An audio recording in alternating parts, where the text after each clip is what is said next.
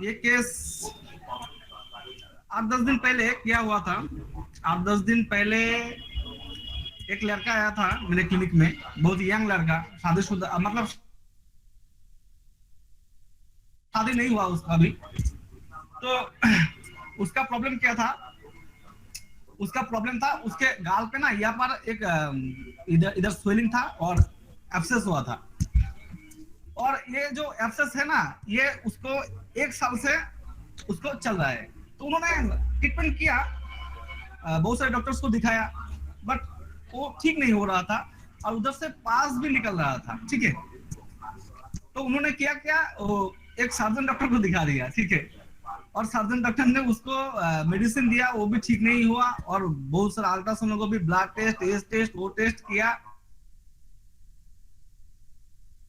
और बाद में एडवाइस किया कि इसको ऑपरेशन करके निकालना है, लास्ट ऑप्शन ऑपरेशन।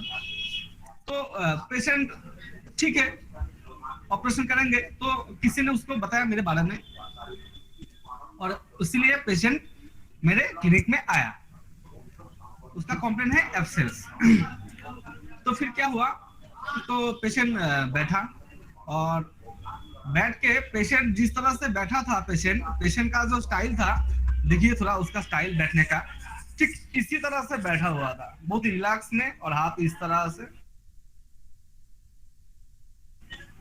इसी तरह से पेशेंट बैठा हुआ था। और पेशेंट को जब मैं पूछा कि जी बताइए क्या तकलीफ है आपका, तो पेशेंट ने उसका एक्सरे जो सब किया वो सब मेरे को पहले दिखाया। मैंने देखा, और देखने के बाद मैंने पूछा कि तकलीफ क्या है आपका। तो पेशेंट ने बताया कि ये क्या है। तो मैंने बताया कि रिपोर्ट में भी तो लिखा है ये एब्सेस है और ये स्वेलिंग। पर हाँ डॉक्टर साहब, देखिए ना 1 साल से ये हो रहा है, और ये पहले छोटा था बट अभी ना बहुत सारे जगह फैल गया है, बहुत बढ़ गया है। तो इसीलिए मुझे दवा लेना है। तो मैंने बोला ठीक है, और कुछ नहीं, बस इसको ठीक करना है। तो मैंने पूछा ओके, तो इसलिए आपको तकलीफ क्या हो रहा है। कोई तकलीफ, पेन हो रहा है ना, बहुत दर्द हो रहा है, ये सबसे ज्यादा तकलीफ। और 1 साल से लगातार चल रहा है, ठीक ही नहीं हो रहा है, तो पेन हो रहा है, इसीलिए ये मुझे मिटाना है। तो मैंने बताया ठीक है, कोई बात नहीं, मैं आपको दवा दे रहा हूँ, आपका दर्द ठीक हो जाएगा। ओके, मैं आपको दवा दे रहा हूँ, आपका दर्द ठीक हो जाएगा। तो पेशेंट ने बताया तो नहीं नहीं डॉक्टर साहब, सिर्फ दर्द ठीक नहीं होगा, ऐसे भी ठीक होना चाहिए, सिर्फ दर्द नहीं। हाँ, थोड़ा इसको भी मिटाना है। तो मैंने पूछा ओके, तो इसको क्यों मिटाना है। तो पेशेंट ने बताया डॉक्टर साहब अच्छा नहीं लगता है ना, बाहर जाता हूँ, काम में जाता हूँ, इधर जाता हूँ, उधर जाता हूँ, अच्छा नहीं लगता है ना, इसीलिए इसको मिटाना है। और फिर पेशेंट आगे ये भी बताया कि थोड़ा शादी का भी तैयारी चल रहा है, इसीलिए इसको और जल्दी डॉक्टर साहब, अब जितना जल्दी हो सके आप इसको ठीक कर दीजिए। शादी है सामने, मतलब लड़की देखना है। तो मैंने बताया ठीक है, तो फिर जाओ ना, क्या बात है। तो नहीं डॉक्टर साहब, कैसा लगता है ना, अच्छा नहीं लगता है ना, तो इसलिए इसको और भी जल्दी आप ठीक कर दीजिएगा। ओके, तो मैंने बताया ठीक है, कोई बात नहीं, ठीक है, कुछ नहीं। तो मैंने पूछा फिर, तो आप तो इतने दिन एलोपैथी ट्रीटमेंट कर रहे थे, तो फिर मेरे इधर कैसे आया आप। तो पेशेंट ने बताया कि मेरा एक रिश्तेदार मेरा एक रिश्तेदार आपके बारे में बताया कि उधर जाओ, वो डॉक्टर अच्छा दवा देता है, तो उधर जाओ। तो मैंने सोचा ठीक है, चलो कोई बात नहीं, एक बार दिखा लेते हैं, तो इसीलिए आया। ठीक है, और कुछ, कोई और कुछ नहीं, इधर से ना डॉक्टर साहब पास निकलता है, पास निकलता है। तो ये मुझे और भी डर लगता है इस पास निकलने से। तो मैंने पूछा कैसा डर लगता है, कहे देखिए ना ये जो पास निकलता है ना, इससे और डर लगता है, अगर कुछ हो गया तो मैंने पूछा और कुछ हो गया तो मतलब क्या हो जाएगा।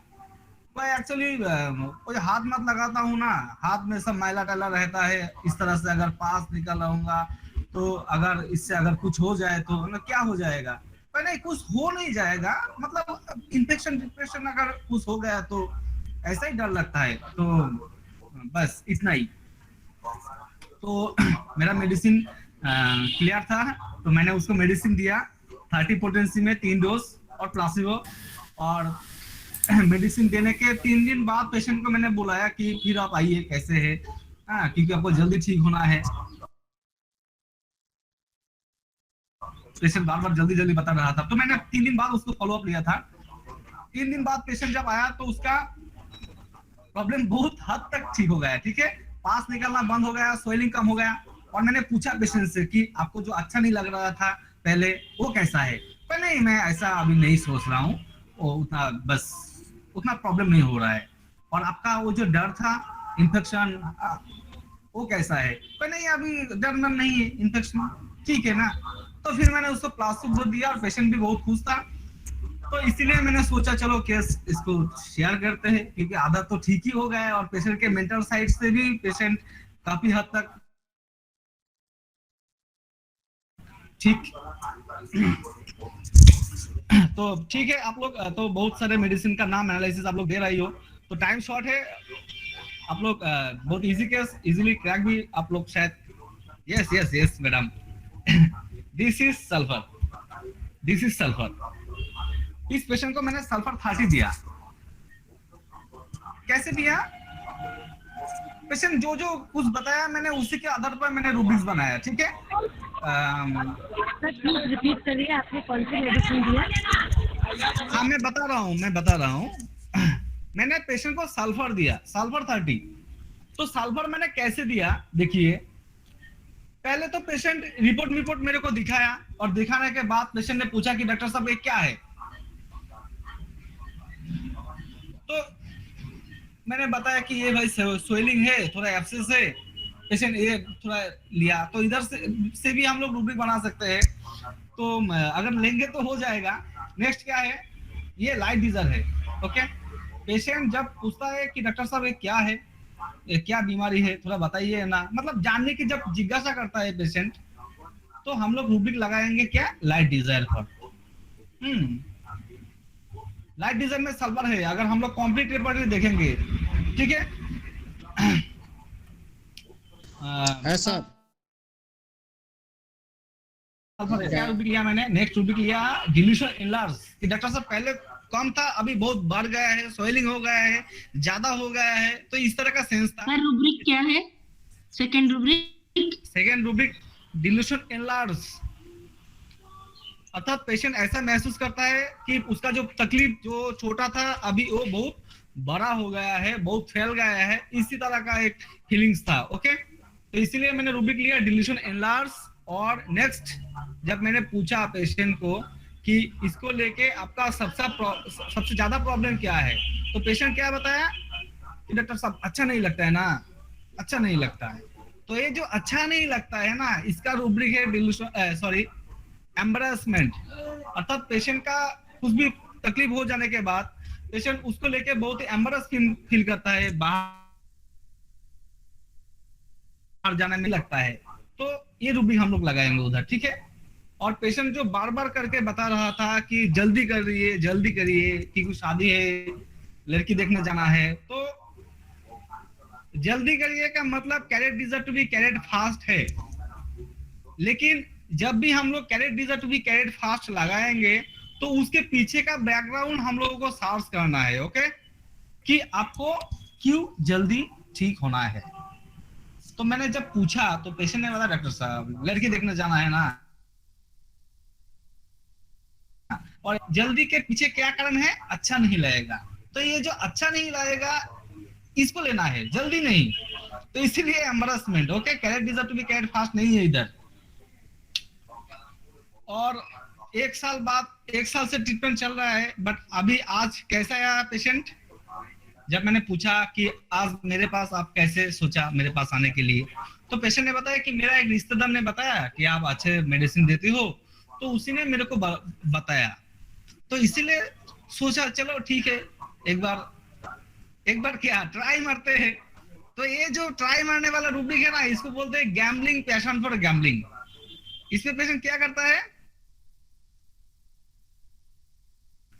चलो एक बार दवा ले लेते हैं। सर रूब्रिक क्या है? Gambling, gambling, passion for gambling, अर्थात जुए पे पैसा लगाना।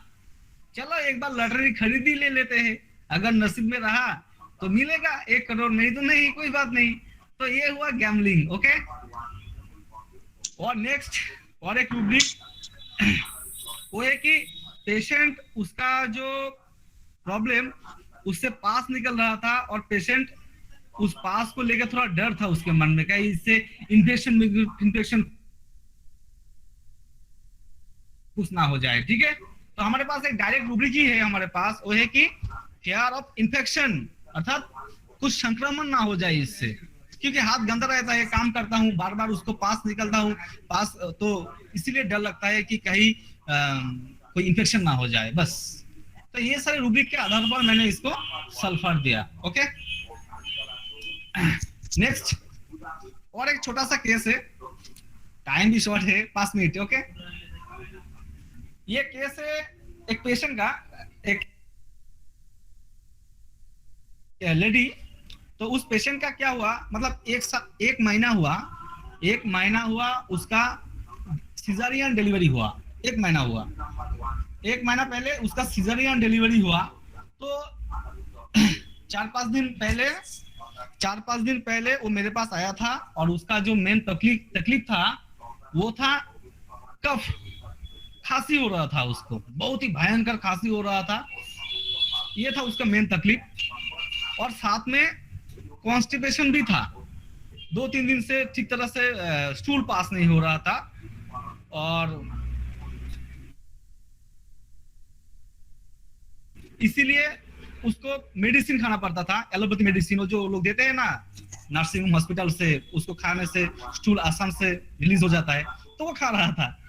बट उसका मेन तकलीफ था कफ की तकलीफ। तो मैंने पूछा यही कि क्या तकलीफ है बताइए सब कुछ। तो पेशेंट ने बताया कि कफ की तकलीफ, 1 महीने पहले मेरा सिजेरियन डिलीवरी हुआ और ये 4-5 दिन से भयंकर कफ की तकलीफ। डॉक्टर साहब मुझे ना बहुत डर लग रहा है। तो मैंने पूछा क्या डर लग रहा है, तो यही डर लग रहा है कि इतने बार अगर मैं खांसू और मेरे पेट में ऑपरेशन हुआ तो अगर खांसेंगे तो डर लग रहा है कि ये बास्ट फर्स्ट ना हो जाए, इतना खांसेंगे तो ये तो अभी तक घाव सूखा नहीं ना, अभी तक जख्म तो सूखा ही नहीं, और इतना खांसेंगे पेट में दर्द होगा, और फिर वो जो सिलाई किया है ऑपरेशन का वो सब चीर फाड़ ना हो जाए, तोड़ फोड़ ना हो, बास्ट फास्ट ना हो जाए। तो इसी ये सब बता रहा था मुझे। ठीक है, तो मैंने पूछा ठीक है, तो फिर इससे तकलीफ क्या है, अगर आपका सिलाई काट गया, अगर बास्ट हो जाए तो आप फिर से चले जाओ हॉस्पिटल में, नर्सिंग होम पे, तो फिर डरने की क्या बात है। तो पेशेंट बताए डॉक्टर साहब यही तो डर है ना, यही तो डर है। एक बार तो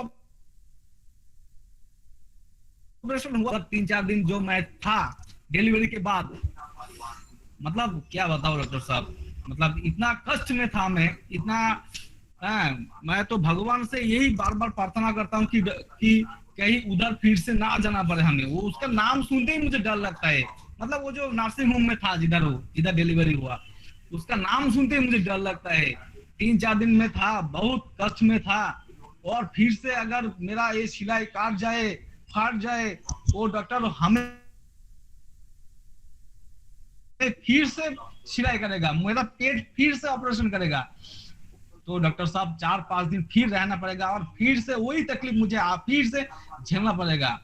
इसीलिए डॉक्टर साहब आप एक कफ मेरे को जल्दी ठीक कर दीजिए, एक कफ मुझे ठीक कर दीजिए, मुझे बहुत डर लग रहा है।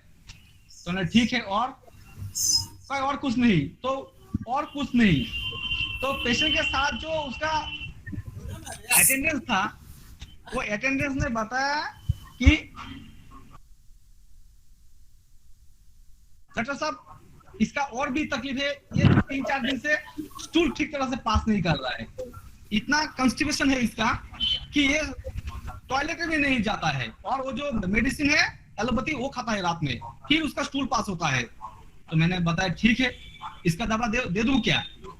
तो पेशेंट ने बताया कि नहीं डॉक्टर साहब, उसका दवा कोई जरूरत नहीं है, आप मुझे पहले एक खांसी की दवा लिख दीजिए, खांसी पहले ठीक हो जाए।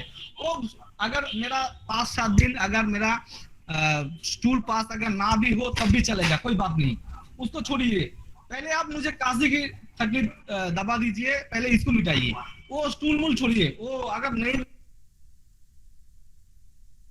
होगा तो कोई बात नहीं, कोई दिक्कत नहीं हो रहा है उससे मेरे को, बट एक कफ की तकलीफ पहले डॉक्टर साहब ठीक कर दीजिए, ठीक है?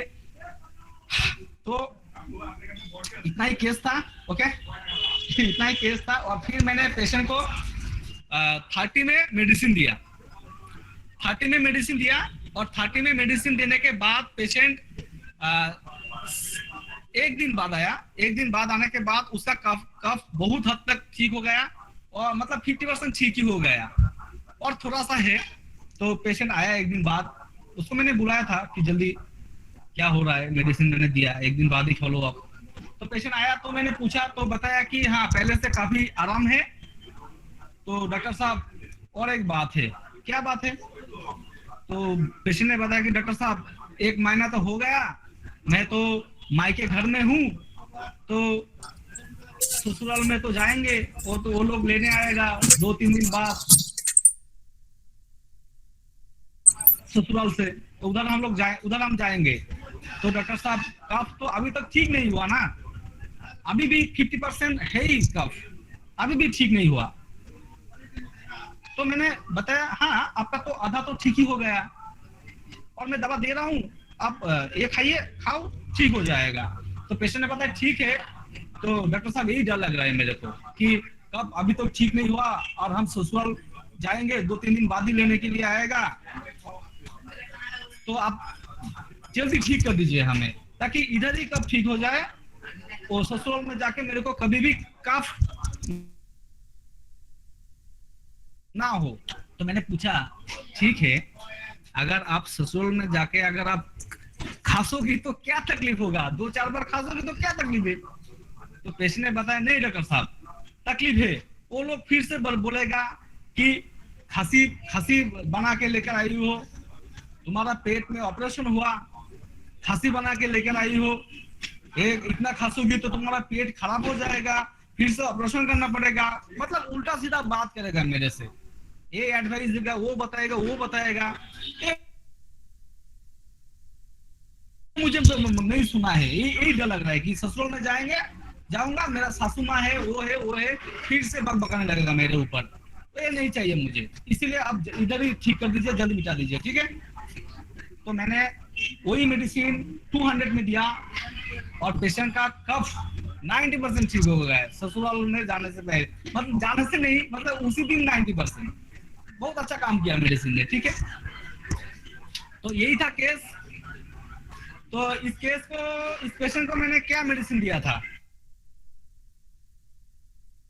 क्या कार्बो मेडिसिन क्या है? हाँ yes sir, right, you are right, this is calcarea girl.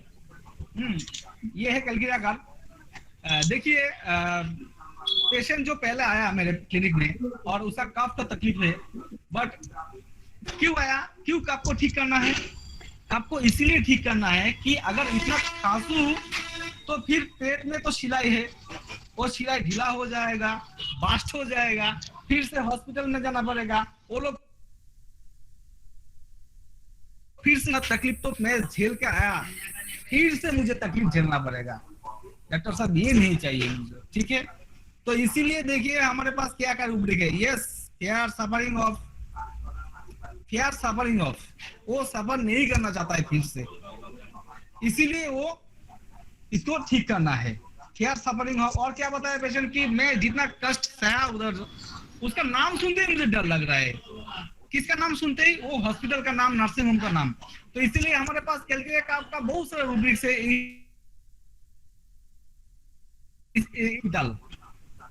We are going to hospital, अगर खांसूंगा तो इससे अगर पेट चीर फाट हो जाए तो हमारे पास रूब्रिक है पीआर ऑफ इंजुरी, इसमें भी कैलकेरिया गर्भ है। दूसरा कोई रेपर्टरी में होगा, जैसे कि मार्फिट रेपर्टरी में है पीआर ऑफ इंजुरी में कैलकेरिया गर्भ, और भी रेपर्टरी में है। और क्या है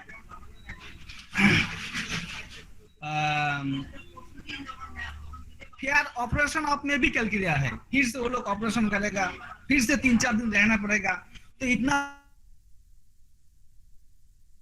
परेशानी कौन झेलेगा? इसीलिए जल्दी ठीक होना है।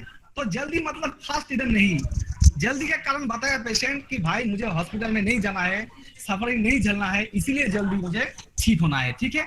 और फिर मैंने जब बताया कि ओके तो कॉन्स्टिपेशन की मेडिसिन भी दे दूं क्या, तो पेशेंट क्या बताया कि उसको छोड़िए। तो एक रूब्रिक है हमारे पास, वो क्या है?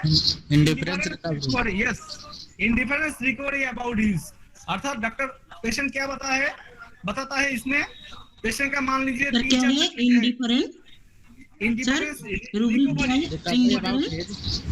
Indifference recovery about his, indifference recovery about his, अर्थात डॉक्टर साहब वो सब छोड़िए, डायबिटीज, पहले आप मेरा बुखार ठीक कर दीजिए। डॉक्टर साहब वो कॉन्स्टिपेशन छोड़िए, पहले मेरा खांसी ठीक कर दीजिए। डॉक्टर साहब पहले मेरा हेडेक ठीक कर दीजिए, वो शुगर बीपी बाद में देखा जाएगा।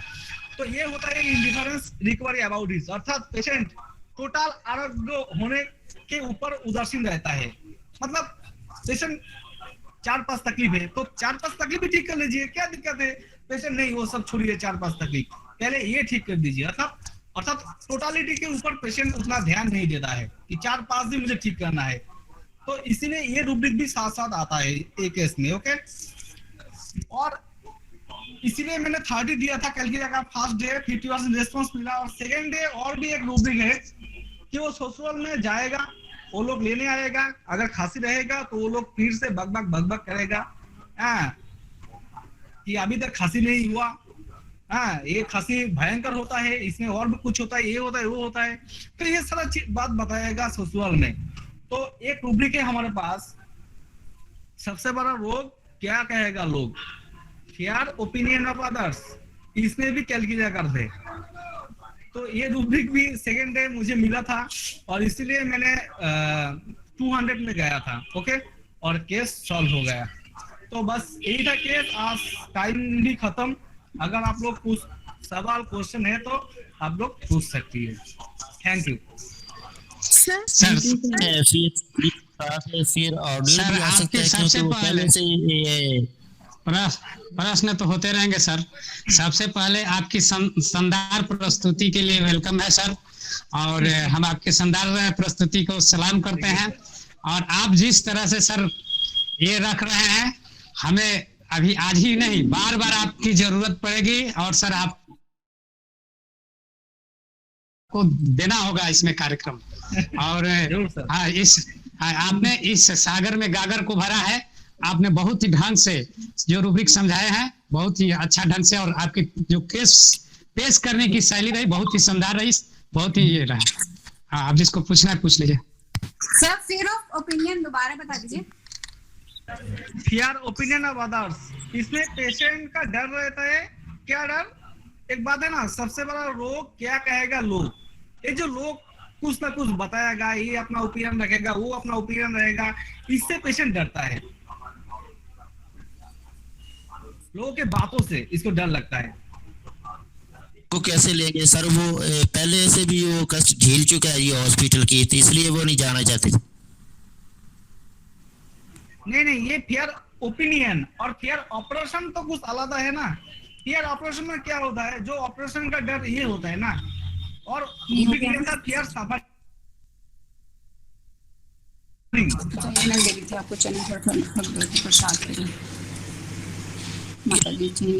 पहले से वो तकलीफ झेल चुके हैं। एक एक करके बताइए, थोड़ा डिस्टर्ब हो रहा है। हाँ जी बताइए sir. Indifference to recovery about में, जैसे पेशेंट को डायबिटीज है और स्किन डिजीज है, बहुत ज्यादा प्रॉब्लम हो रही है, तो पेशेंट कहे कि मुझे डायबिटीज तो ठीक करना है पर पहले मेरा स्किन डिजीज अभी ठीक कर दीजिए, तो भी इंडिफरेंस टू रिकवरी लेंगे क्या सर, कि उसको बाद में देखेंगे, अभी पहले ये ठीक कर दो? हाँ, उसको बाद में देखेंगे, उसको मान लीजिए पेशेंट का डायबिटीज के लिए कि ठीक तो करना है बट स्टिल पहले ये ठीक कर दीजिए। हाँ, तो भी हाँ, तब भी हम लोग ले सकते। जैसे कि देखिए पेशेंट का 4-5 बीमारी है, बट पेशेंट एक के ऊपर ज्यादा स्ट्रेस देगा, जो उसका अभी प्रोमिनेंट है, जो ज्यादा है, तो बताएगा 4-5 आपको कि ये है, ये है, वो है, वो है। बट डॉक्टर साहब वो सब छोड़िए, पहले इसको मिटाइए। ओके, एक के ऊपर ज्यादा स्ट्रेस देगा, बट है अभी बहुत सारा है, बट वो सब बाद में देखा जाएगा। तो इसी तरह का फीलिंग्स आएगा पेशेंट, अर्थात पेशेंट टोटल रिकवरी के ऊपर उतना ध्यान नहीं देगा। एक को मिटाए पहले, इसको ये दर्द पहले ठीक कर दीजिए, वो बुखार हम बाद में देखेंगे डॉक्टर साहब, वो धीरे धीरे ठीक कर दीजिएगा, ऐसा बताता है पेशेंट। सर फियर सफरिंग और फियर ऑर्डियल में भी डिफरेंशिएट कर दीजिए। फियर सफरिंग का मतलब पेशेंट एक बार दर्द तो झेला इस हॉस्पिटल में, और पेशेंट फिर से वो सब काटाकाटी ऑपरेशन इस लफड़े में, इस झमेले में पड़ना नहीं चाहता है पेशेंट। एक बार तो मैंने भोगा दर्द से डॉक्टर साहब, फिर से मैं उस झंझट में नहीं जाना चाहता हूँ। ये हुआ सफरिंग, उस कष्ट में नहीं जाना चाहता हूँ। मैंने एक बार कष्ट मैंने सहा, तो ये हुआ सफरिंग। और ऑर्डियल में क्या होता है, ऑर्डियल का लेवल और भी हाई होता है, ठीक है, और भी हाई। वो डॉक्टर साहब वो मत बताइए हमें डॉक्टर साहब, वो मतलब जिस हाल से मैंने गुजरा डॉक्टर साहब, मैं उस हाल में मैं फिर से कभी दोबारा नहीं जाना चाहता हूँ। इसका डिग्री और भी हाई होता है। जिस आग से मैंने गुजरा डॉक्टर साहब एक बार, मैंने फिर से उस आग के अंदर से मैं नहीं गुजरना चाहता हूँ। जो परीक्षा मैंने दिया, तो इसी तरह का फीलिंग्स होता है ऑर्डियल में, और भी हाई लेवल का डिग्री का उसका सफरिंग दर्द। सीता का अग्नि परीक्षा, जिस आग से मैंने एक बार गुजरा, उस आग से फिर से मैं नहीं गुजरना चाहता हूँ। तो इसी तरह का फीलिंग होता है। ओके सर, जैसे ओपिनियन ऑफ अदर्स और फियर ऑफ ओपिनियन में क्या फर्क रहेगा फिर? फियर ओपिनियन ऑफ अदर्स और sensitive to opinion of others. Fear opinion of others में सबसे बड़ा लोग क्या कहेगा, लोग इसका डर, वो लोग बात करेगा, ये कहेगा, वो कहेगा, ये मुझे मतलब इसका डर लगता है, इसमें डर ओपिनियन। और सफरिंग और सेंसिटिव ओपिनियन में क्या होता है, वो जो बात करेगा ना, वो आके दिल में चुभेगा, वो मुझे सहन नहीं होता। तो पेशेंट दूसरे के बातों से पेशेंट को अच्छा नहीं लगता है, उसको हार्ट पहुंचाता है, उस पेशेंट दुखी हो जाता है, इस तरह का फीलिंग रहेगा। जब लोग कुछ कहता है तो मुझे सहन नहीं होता है, बर्दाश्त नहीं होता है, अच्छा नहीं लगता है, उससे मैं दुखी हो जाता हूँ, मेरा मन खराब हो जाता है, मेरे दिल में दुख लगता है, ऐसा होगा। उससे पेशेंट सेंसिटिव हो जाता है, सहा नहीं जाता है पेशेंट को। और इधर डर, फियर में डर है पेशेंट का डायरेक्ट, वो लोगों की बातों से डर लगता है। सर, अगर ये ओपिनियन ऑफ अदर्स में अगर पेशेंट हमारा कहता है कि मुझे फालतू की बहस में नहीं पड़ना है, इसलिए मैं अवॉइड करना चाहता हूँ, तो इसमें भी sensitive to opinion of others लेंगे। फालतू की बहस में पढ़ना नहीं चाहता है, इसीलिए वो अवॉइड करना नहीं। इधर सेंसिटिव कहाँ पर आ गया, नहीं, इसीलिए वो नहीं जाता। हाँ, तो इसलिए ठीक करना है क्योंकि वो फालतू की बहस होगी, बोलने के लिए तो मैं बोल सकती हूँ, लेकिन मुझे फालतू की बहस में नहीं पड़ना है। देखिए, हमारे पास एक रूब्रिक है, एबॉर्शन टू फास्ट, सिंगल नेक्टोन्यूड है। ओके सर, फिर से रिपीट कर दीजिएगा सर। हाँ, एबॉर्शन टू फास्ट मतलब पेशेंट वो झमेला झंझट, वो जो उल्टा फालतू सीधे बकवास, इसमें पेशेंट ऐसा। Sir, aversion to fast, FUSS fast. Sir जी, लेकिन यहाँ सर जी, जैसे सेंसिटिव ओपिनियन में, जैसे वहाँ वो बोलता है नहीं, ये छुपता है उसको ना कि कोई मेरे विषय में क्या बात करे, अब इसको लेके मैं बहस क्या करूं। तो यहाँ सेंसिटिव ओपिनियन भी हो सकता है। वो चूंकि एवर्जन फर्स्ट तो अलग बात हो गया कि हमें फालतू का बात नहीं करना चाहता हूँ या किसी से बहस नहीं करना चाहता हूँ, लेकिन यहाँ जो किसी केस के लेकर के अगर मान लीजिए कि उसके चेहरे पर दाग है या उसके चेहरे पर कोई चीज है, तो यहाँ वो ये बोल सकता है झूठ मूठ का लोग रोके, ये मुझे बर्दाश्त नहीं है, मेरे साथ नहीं है, अब इस पर कोई बात करे, चाहे लोग बात करेगा, मेरे को है। तो इस वर्जन के साथ में सेंसिटिव टू ओपिनियन भी हो सकता है। हाँ सर, ऐसा ये सेंसिटिव ओपिनियन टू है। आपने जो बताया अभी ये सेंसिटिव ओपिनियन टू आता है।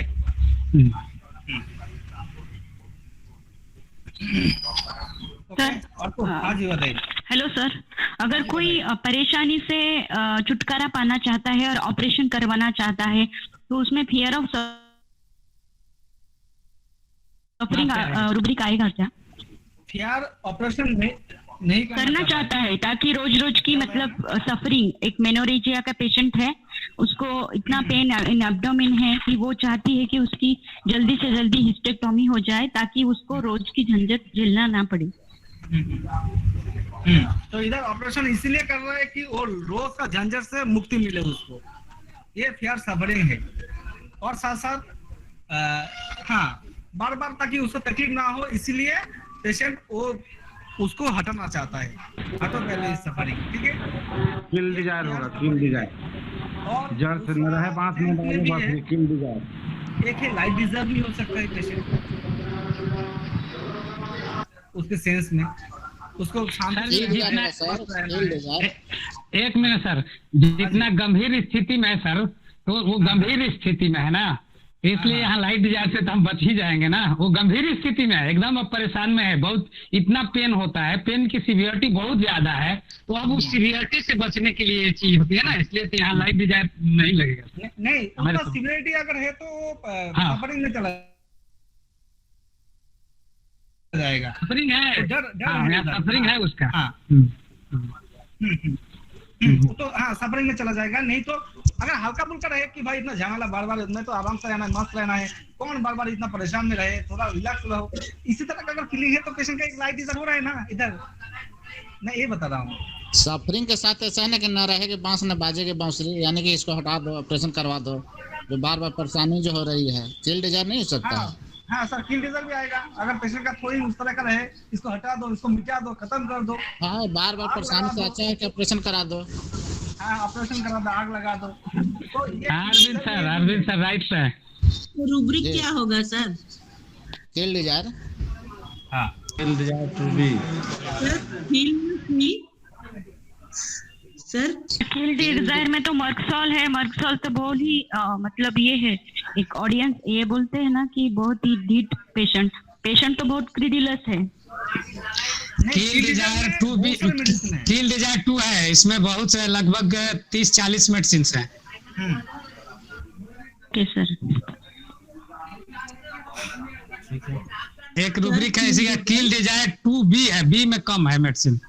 हाँ, एक किल डिजायर 2 है, एक किल डिजायर 2 भी है, तो यहाँ किल कौन से है मेडिसिन काइंडली? कौन से मेडिसिन है सर? कई मेडिसिन है, 54 ml किल डिजायर 2 में। Sir kill desire 2 and kill desire 2B में क्या फर्क है जी? ये तो मुझे समझना है पहले। ये अगर doctor sir Radheshyam sir please इसको थोड़ा समझाइए ना, ये मुझे भी अच्छा तरह से समझ में नहीं आता है, बताइए थोड़ा। सर जी देखिए, किल डिजायर 2 में होता है ना कि वो उस बीमारी को हटा देना चाहता है कि जड़ से खत्म हो जाए, या ऐसा कुछ करे कि जैसे वो बोल रहे हैं ना कि इसको अभी ऑपरेशन करवा के निकाल दे, ये कि ये सब ना मेंस प्रक्रिया ही खत्म हो जाए, तो ये किल डिजायर 2 हो गया। और किल डिजायर 2B में वो बोलता है ना कि अभी इसको मैं काट करके, अभी मैं काट करके निकाल दूं, मैं काट के निकाल दूं, ठीक ना, ये इस तरह से ये होता है इसमें। तो इसमें इसकी उससे ज्यादा क्या कहते हैं कि डेंसिटी ज्यादा रहेगी, और इसमें उसका यही भाव होता है कि मैं चाकू से काट के हटा दूं, मैं मतलब इसको अभी का अभी इसको ये किसी चीज से काट के निकाल दूं, यही है। रोगी बोलता भी है, दर्द इतना करता लगता है काट के फेंक दो सर, अब लगता है काट के फेंक दो, काट दो। हाँ, ये किल डिजायर 2B है।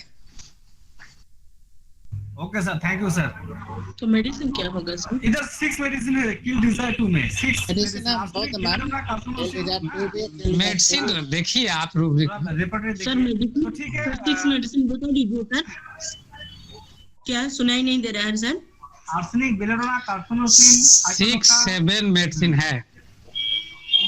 तो ठीक है, मैं आज के लिए इतना ही मैं इजाजत लेना चाहता हूँ। धन्यवाद, नमस्कार। सर बता दीजिए मेडिसिन का नाम। सर ये समय की भी घड़ी, समय भी लगभग पूरा हो गया और मेडिसिन का नाम बता दीजिए।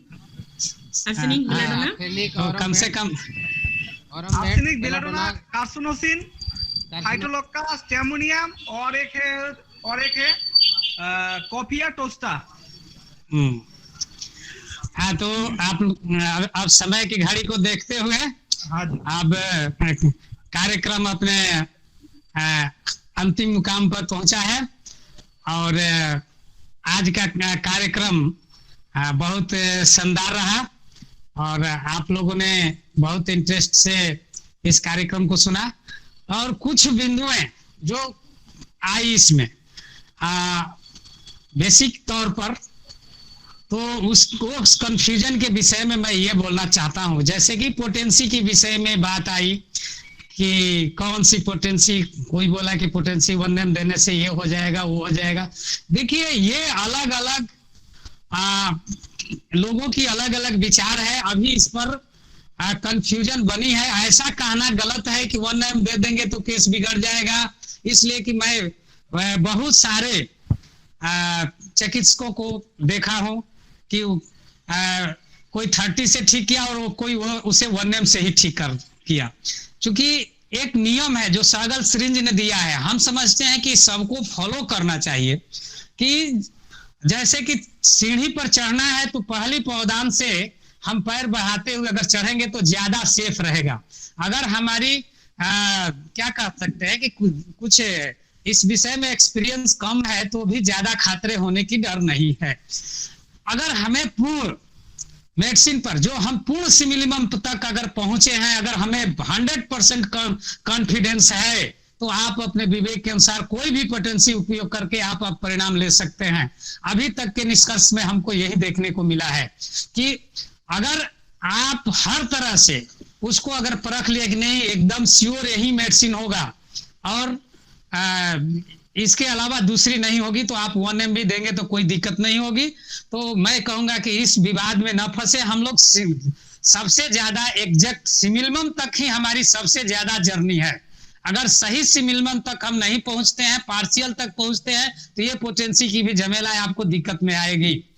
और सिमिलमम तक पहुंचेंगे तो चाहे 6 दे, चाहे 30 दे, चाहे 1M दे, आपकी केस निकलेगी, आपको फेल्योर नहीं मिलेगा। अगर आप सिमिलमम एग्जैक्ट नहीं पहुंचे हैं तो वहां आपकी पोटेंसी वाला झमेला भी देखेगी और उसके बाद भी आपका कंफ्यूजन बना रहेगा। तो इसलिए नियम को हमेशा ध्यान में रखिए। चूंकि प्रश्न भी हो रहे हैं, अभी ये कार्यक्रम चल रहे थे। देखिए जो चल रहा है कि ये चीज है, उसके अनुसार अगर सवाल हो तो कुछ समझ पाएंगे। इधर से उधर प्रश्न हो जाते हैं और ये होते हैं तो ये विषयांतर होते जाता है और सेशन का अपना उद्देश्य उतना पूरा नहीं हो पाता है। इसलिए इस बात को ध्यान रखा जाए और जो कम से कम छोटे मोटे नियम है इसको पालन करके अगर इस चीज को चला जाए तो बहुत ही अच्छा रहेगा। तो पुनः मैं सबको थैंक्स बोलता हूं और प्रत्येक दिन हम लोग अपनी अज्ञानताओं को दूर करने के लिए हम लोग यहाँ आते हैं। हमारी कोशिश रहेगी इस मंच के माध्यम से कि हर सभी का सवाल का जवाब मिले। एक और मैं बात ये कहूंगा कि अगर कभी किसी भी विषय पर रूब्रिक हो या इस चीज पर अगर कहीं कुछ लगता है कि गलत है, सही नहीं है, तो कृपया उस पर ये करके अगले सेशन में उस चीज को रखा भी जाए, उसकी सही स्थिति पेश भी की जाए। क्योंकि इसमें कोई किसी का या कोई किसी का ईगो की सवाल नहीं है ना, ये चीज का है। क्योंकि हम लोग जानने के लिए, ज्ञान के लिए आ रहे हैं।